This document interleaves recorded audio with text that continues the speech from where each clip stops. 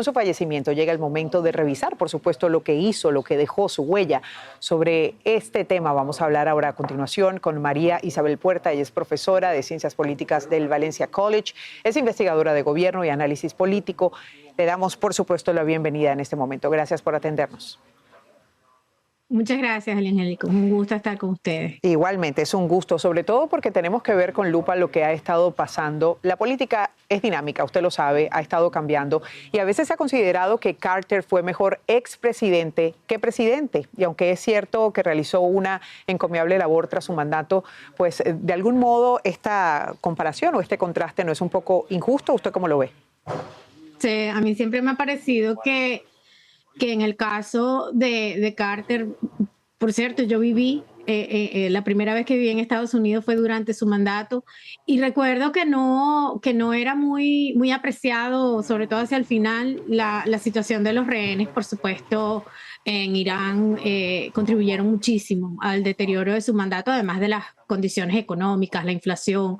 Eso contribuyó en gran medida no solamente a su derrota electoral, sino justamente a una evaluación que, como lo has dicho, ha sido injusta y que me parece que en los últimos años, en los últimos quizás 10, 15 años, se ha visto reivindicado, no solamente por los esfuerzos que hizo en materia de política internacional, la pacificación, el poner en el centro la discusión los derechos humanos, sino también su influencia en los derechos civiles de este país. Creo que eso es uno de los aspectos que menos se destaca de su presidencia. Fue un hombre sobre el que ejerció influencia su propio origen en un estado como Georgia y las condiciones de la sociedad de esa época y él en muchos aspectos fue quizás de los primeros en parecer mucho más progresista quizás en la interpretación que hacemos hoy en día de alguien que se preocupa no solamente por los derechos humanos de otros, sino de los más cercanos. Eso a mí me parece que reivindica su presidencia y que, cómo no, su ex presidencia, su legado va a ser no mixto, sino muy complejo y muy rico en enseñanzas para las generaciones que quedan. Ahora, María Isabel, fíjese que el presidente Biden ha dicho que esto es un legado de compasión y claridad moral. El presidente electo Donald Trump ha dicho que Jimmy Carter enfrentó pues desafíos que eran cruciales para el país en ese momento. Y comparando, digamos, gestiones de alguna forma o la manera de hacer política, ¿por qué no? ¿Qué encuentra usted diferente en cómo en este momento se está haciendo política y cómo en el momento de Carter se hizo? Creo que el presidente Biden anoche dijo algo que para mí es clave a la hora de evaluar el legado de Jimmy Carter como político, y es justamente esa referencia que hizo a la decencia. En los tiempos que vivimos, y mucho me temo que es algo que no es solamente de Estados Unidos, es una lamentable involución de la política de nuestros días. La decencia no es necesariamente uno de los valores que está más presente en la política y en la gestión política.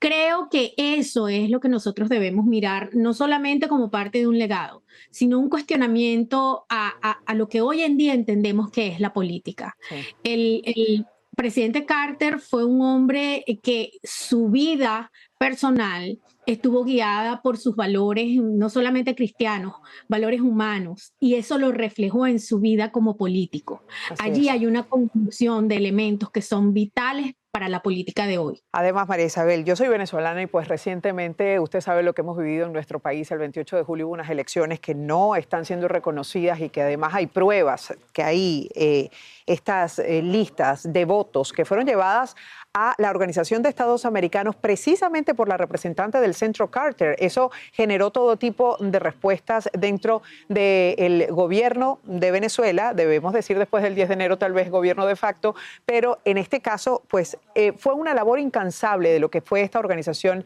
el Centro Carter, por luchar por la democracia, la lucha de la democracia que es tan importante, tan crucial en este mundo que vivimos hoy en día. ¿Usted cree que en ausencia del expresidente prevalecerá también esa misma consigna, esa misma fuerza de defender este valor tan importante, los valores democráticos? Bueno, los venezolanos tenemos una visión del Centro Carter que quizás en este momento es la más importante y es la reivindicación de la participación que hubo el 28 de julio.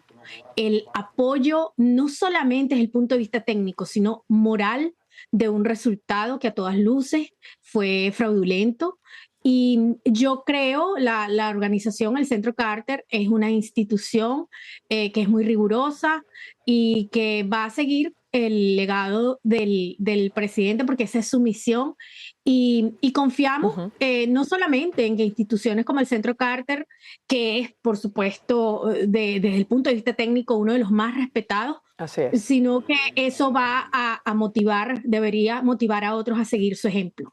Y definitivamente un ejemplo del cual vamos a seguir hablando. Le damos las gracias a la profesora María Isabel Puerta por acompañarnos en esta tarde y revisar un poco de lo que ha sido esta huella en la vida de los estadounidenses y, por qué no decirlo, de otros países también, del expresidente Jimmy Carter. Gracias por estar aquí.